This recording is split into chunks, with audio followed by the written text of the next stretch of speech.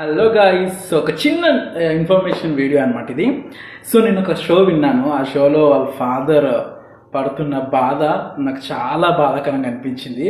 So ఇంతకీ ఏం జరిగిందంటే, so last year May 6th ఒక అబ్బాయి మిస్ అయ్యాడు అనమాట. సో మిస్ అవ్వలేదు. సో అబ్బాయి లెటర్ రాసేసి తన కోనికని ఇంట్లో నుంచి వెళ్ళిపోయాడు. సో రీజన్ ఏంటో పాపం పేరెంట్స్కి తెలియదు. స్టిల్ ఇప్పటికి కూడా వాళ్ళు ఎతుకుతూనే ఉన్నారు, బాధపడుతూనే ఉన్నారు అనమాట. సో అబ్బాయి పేరు వచ్చేసి జయశంకర్.